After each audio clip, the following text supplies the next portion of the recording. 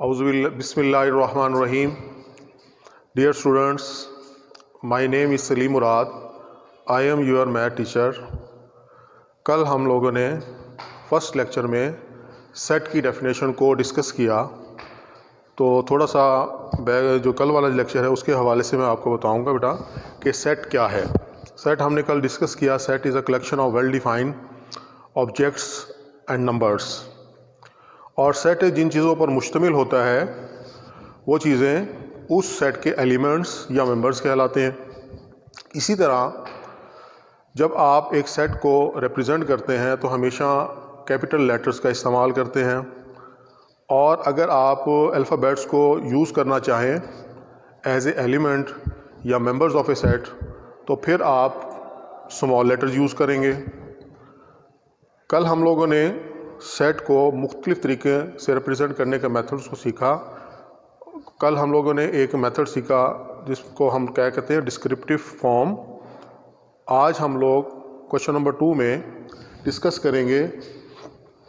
Question number 2, right the following sets in tabular form, कि एक set को आप टेबुलर फॉर्म में किस तरह लिख सकते हैं। डिस्क्रिप्टिव फॉर्म का हवाला मैं थोड़ा सा दे दूं बेटा, कि डिस्क्रिप्टिव फॉर्म में आप लोग उसको वर्ड्स में या स्टेटमेंट की फॉर्म में लिख देते हैं।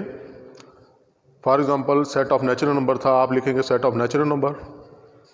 इसी तरह अब टेबुलर फॉर्म में आपके पास जो सेट के एलिमेंट्स होंगे उनको पेयर ऑफ ब्रेसेस में इनक्लोज करना है। पहला है A is letters of the word hockey, मतलब हॉकी जो वर्ड है उसके लेटर्स को आपने किस फॉर्म में लिखना है, टेबुलर फॉर्म में। ए इज इक्वल टू HOCKEY। तो ये आपने क्या किया, हॉकी के जो वर्ड्स हैं उनको टेबुलर फॉर्म में लिख दिया। इसी तरह क्वेश्चन नंबर 2 में आप लिखेंगे 2 कलर्स इन रेनबो। रेनबो में पाए जाने वाले कोई से भी 2 कलर्स को लिखें। मैंने यहाँ पे लिखा blue and red, blue and red. आप इसके अलावा भी और नाम जो रेनबो में पाए जाते हैं लिख सकते हैं। तो ये 2 कलर्स ऑफ रेनबो को आपने किस फॉर्म में लिख दिया, टेबुलर फॉर्म में। किस फॉर्म में, टेबुलर फॉर्म में। इसी तरह क्वेश्चन नंबर 3 में आपने सेट्स को लिखना है सेट बिल्डर फॉर्म में। किस फॉर्म में, सेट बिल्डर फॉर्म में, जो कि थर्ड मेथड है एक सेट को लिखने का। सेट बिल्डर फॉर्म में आपने सेट किसको लिखना है, set of natural number. Set of natural number, आप लोगों को पता है कि सेट ऑफ नेचुरल नंबर कहाँ से स्टार्ट होता है, 1 से। तो सेट ऑफ नेचुरल नंबर को आप रिप्रेजेंट किससे करते हैं, n से।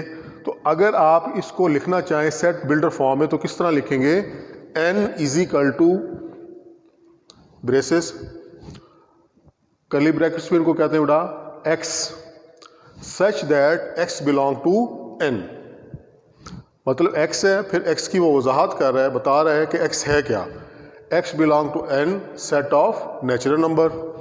इसी तरह L आपके पास एक और सेट है, इसको भी आप किस फॉर्म में लिखना है, आपने सेट बिल्डर फॉर्म में। सबसे पहले आप सेट देखें कि सेट किस तरह का है। इसमें आपको यूँ नज़र आ रहा है कि 5 के तमाम मल्टीपल्स हैं। 5 1s are 5, 5 2s are 10, 5 3s are 15, 5 4s are 20 and so on. तो सेट बिल्डर फॉर्म में आप इसको किस तरह से लिखेंगे, सेट बिल्डर फॉर्म में आप लिखेंगे L X सच दैट, आपने कहा कि x की फिर आप x को आप एक्सप्लेन कर रहे हैं, x is a multiple of 5, multiples of 5। यहाँ पर भी आपने देखा कि ये सारे के सारे क्या हैं, 5 के मल्टीपल्स हैं। और इसी तरह set builder form L X such that x is a multiple of 5, x क्या है, 5 के मल्टीपल्स हैं। अब इसमें आ जाएं, E is equal to set of even numbers between 1 and 10। Set of even numbers आपने लिखने हैं बिटवीन 1 एंड 10। आप लोग जानते हैं बेटा इवन नंबर्स कौन से होते हैं, वो नंबर्स जो 2 पर मुकम्मल तौर पर डिवाइड हो जाएं, कम्प्लीटली डिविजिबल हों, इवन नंबर्स कहलाते हैं। लेकिन उसने जब आप लोग इसको सेट बिल्डर फॉर्म में लिखेंगे x such that x belong to E, set of even numbers, अब इस पर उसने कंडीशन लगा दी कि x 1 और 10 के बिटवीन होना चाहिए, तो आप x लिखेंगे। इसका मतलब ये है x is greater then 1, x 1 से ग्रेटर है एंड लेस देन 10, मतलब 1 और 10 के अलावा तमाम नंबर्स इस सेट में शामिल होंगे, इस सेट में शामिल होंगे। इसी तरह set of odd number greater than 15, set of odd numbers greater than 15। अब आपको पता होना चाहिए कि सेट ऑफ ऑड नंबर्स क्या है बेटा, वो नंबर्स जो 2 पर कम्प्लीटली डिविजिबल ना हो, मतलब 2 पे डिवाइड ना हो, और इवन नंबर क्या थे जो 2 पर डिवाइड हो जाए। फॉर एग्जांपल 2 है, 4 है, 8 है, 10 है। और ऑड नंबर्स क्या हैं, वो नंबर जो 2 पर मुकम्मल तौर पर डिवाइड ना हो। कौन कौन से नंबर हैं, 1 है, 3 है, 5 है, 7 है, 9 है एंड सो ऑन।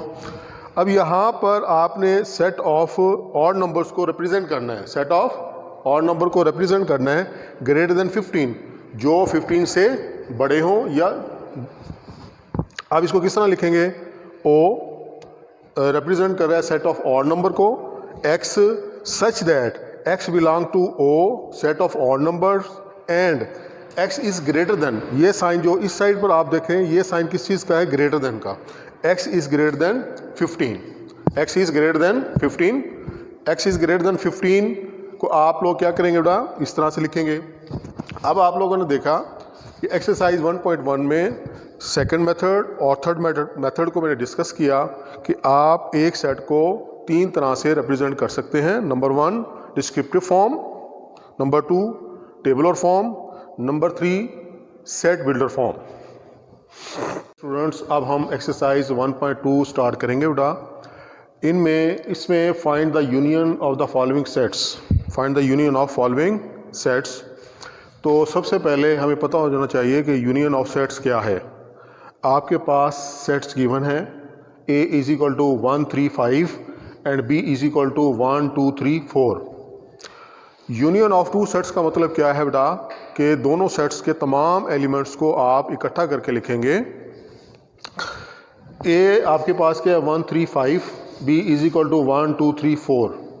तो यूनियन ऑफ 2 सेट्स क्या होगा, members of set a and b, a के भी तमाम एलिमेंट्स होंगे और या b के भी। अब इसको किस तरह लिखेंगे सोल्यूशन में, a union b, a union b।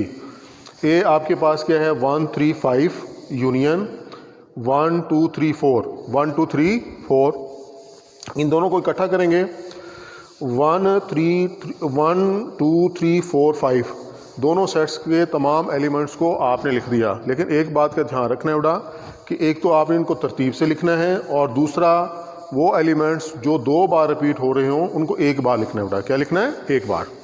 दोबारा से देख लें, एक सेट आपके पास है a 1 3 5 और b क्या है 1 2 3 4। a यूनियन b, a आपके पास क्या है 1 3 5 यूनियन 1 2 3 4। इन दोनों को इकट्ठा करके लिखेंगे तो आपके पास क्या आएगा 1 2 3 4 5। क्वेश्चन नंबर 2 में आपके पास एक और सेट है S, उसमें एलिमेंट्स क्या हैं A B और C, और दूसरा सेट आपके पास क्या है T, जिसमें एलिमेंट्स क्या हैं C D और E, C D and E। S union T, A B C union C D E, C D E। अब इसमें इकट्ठा करके लिखेंगे A B C D E। अब इसमें 2 बार आया C, हमने एक बार लिखा और बाकी तमाम एलिमेंट्स को अल्फ़ाबेटिकली फॉर्म में, अल्फ़ाबेटिकल जो तरतीब थी उसी तरतीब से लिखा। दोबारा देख लें बेटा, S is equal to A B C और T किसके बराबर है C D E। S union T is equal to A B C union C D E। तो इन दोनों को इकट्ठा करके लिखेंगे A B C D E। इसी तरह क्वेश्चन नंबर 3 में आपके पास एलिमेंट्स क्या हैं 2 4 6 8 और 10, 2 3 4 2 4 6 8 और 10, और y में क्या है 1 5 10। इन दोनों का यूनियन लेना है बेटा, x यूनियन y 2 4 6 8 10। ये आपके पास x सेट है, पहला सेट है। यूनियन y इसमें क्या है आपके पास 1 5 10, 1 5 10, ये दूसरा सेट है। इन दोनों को आप लोग इकट्ठा करके लिखेंगे तो आपके पास क्या आएगा 1 2 4 5 6 8 10। तो इसमें कोई भी एलिमेंट सिर्फ 10 रिपीट हुआ है, उसको आपने एक बार लिखा है, बाकी तमाम को उसी तरतीब से लिख दिया जिस तरतीब से आपकी काउंटिंग है। अच्छा डियर स्टूडेंट्स, आप लोगों को उम्मीद है कि यूनियन ऑफ टू सेट्स समझ आया होगा। ठीक है, अगर कोई मसला हो तो आप मेरे पर्सनल नंबर या व्हाट्सअप नंबर पर रब्ता कर सकते हैं। होमवर्क लाजमी कीजिएगा बेटा, और क्लास वर्क भी आपने अपने क्लास वर्क रजिस्टर पर करना है।